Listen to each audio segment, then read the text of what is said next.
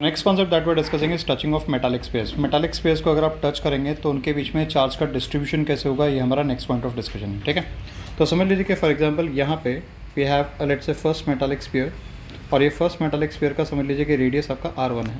ठीक है, और यहाँ पे सेकंड मेटालिक स्फीयर है, तो सेकंड मेटालिक स्फीयर का रेडियस समझ लीजिए कि R2 है हमारा। ठीक है, ये सेंटर आपका R2। अब इनके ऊपर में चार्जेस आपको गिवन है, तो समझो यहाँ पे चार्ज है आपका प्लस Q1।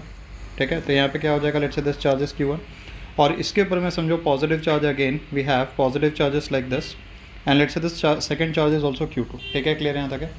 अब आप या तो इनको कॉन्टैक्ट में लाइए, मतलब दोनों को एक दूसरे के सरफेस को टच कीजिए, या तो फिर दोनों को वायर से कनेक्ट कीजिए। समझा मैंने क्या कहा, या तो आप दोनों को टच करेंगे या तो दोनों को वायर से कनेक्ट करेंगे। तो अब होगा क्या, the moment you bring them in contact, तो let's say for example this is the first sphere, इसका रेडियस समझ लीजिए कि आपका R1 था। यहाँ पे क्या हो जाएगा, let's say this let's say second sphere, इसका रेडियस समझ लीजिए कि आपका R2 था यहाँ तक है, और यहाँ पे नहीं क्या एक्सचेंज ऑफ चार्ज होगा। ठीक है, क्लियर है यहाँ तक है। और एक्सचेंज ऑफ चार्जेस के बाद में यहाँ पे क्या हो जाएगा, थोड़ी देर के बाद में ये समझो फर्स्ट स्फीयर है, इसका रेडियस समझ लीजिए R1 है, तो इसके ऊपर में चार्ज हो जाएगा आपका Q1 डैश।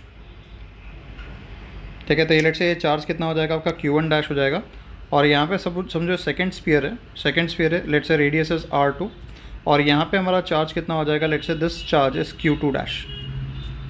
ठीक है, तो ये हो गया आपका Q2 डैश। अब ये Q1 डैश और Q2 डैश का वैल्यू कैसे लिखना है ध्यान दीजिए। ठीक है, तो ये जो Q1 डैश का वैल्यू रहेगा this will be equal to, ध्यान दो, what is the first sphere का रेडियस, इस स्फीयर का रेडियस कितना R1, तो ये कितना आएगा, सो दिस बिकम्स R1, नीचे में कितना आएगा R1 plus R2, and this has to be multiplied by total charge. What is total charge, इसके ऊपर कितना है Q1, इसके ऊपर कितना है Q2, तो टोटल चार्ज कितना हो गया Q1 प्लस Q2, तो यहाँ पे कितना आएगा, सो तो यहाँ पे कितना आएगा Q1 प्लस Q2 हो जाएगा। मेक सेंस, समझा। अच्छा, अब इसी लॉजिक के हिसाब से मुझे बताइए Q2 डैश का वैल्यू कितना रहेगा, what will be value of Q2 dash, R2 upon कितना आएगा R1 प्लस R2 इंटू कितना आएगा, into Q1 plus Q2। Yes और नो, ये लॉजिक समझा यहाँ तक है। अच्छा, अब इसी को मैं मोल्ड करता हूँ for identical spheres. The moment ऐसे आइडेंटिकल स्फीयर्स, मतलब दोनों का रेडियस कैसा रहेगा, एग्जैक्टली सेम, मतलब कहने से यहाँ पे स्पेसिफाई करेंगे फॉर आइडेंटिकल स्फीयर्स।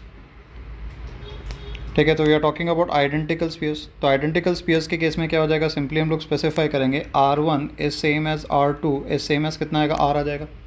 चलो tell me what will be value of Q1 dash, तो Q1 डैश कितना हो जाएगा, ये R1 की जगह R डालेंगे, ये R1 और R2 दोनों की जगह R डालेंगे, तो न्यूमरेटर में क्या मिलेगा R, और डिनोमिनेटर में क्या मिलेगा 2R, मतलब कहने से this becomes R upon 2R, और यहाँ पे कितना आएगा, यहाँ पे मिलेगा Q1 प्लस Q2। यस और नो, और यहाँ पे हम लोग लिख सकते हैं Q1 dash will be equal to कितना आएगा, Q1 plus Q2 divided by 2 आ जाएगा। Make sense.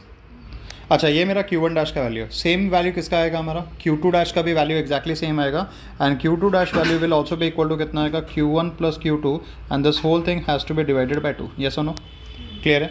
मतलब देखो यहाँ पे इंटरप्रिटेशन क्या है कि अगर मेरे पहले स्फीयर के ऊपर चार्ज Q1 है, दूसरे स्फीयर के ऊपर चार्ज अगर Q2 है, और दोनों के दोनों आइडेंटिकल स्फीयर्स हैं, मतलब जितना भी टोटल चार्ज रहेगा, what is total charge Q1 plus Q2, और वो कैसे डिवाइड होगा, इक्वली दो पार्ट्स में डिवाइड हो जाएगा। तो पहले स्फीयर के ऊपर कितना चार्ज चला जाएगा, पहले स्फीयर के ऊपर चार्ज चला जाएगा Q1 प्लस Q2 अपॉन 2, दूसरे के ऊपर कितना आ जाएगा Q2 plus Q2, Q1 plus Q2 divided by 2। Understood, clear है, समझा। मतलब आइडेंटिकल स्फीयर्स में जितना टोटल चार्ज है दोनों को ऐड करके डिवाइड बाई 2 कर देंगे, समझा। Are we clear in this case. So this is how distribution of charges takes place when you are dealing with touching of metallic spheres. Understood? Are we clear with this part?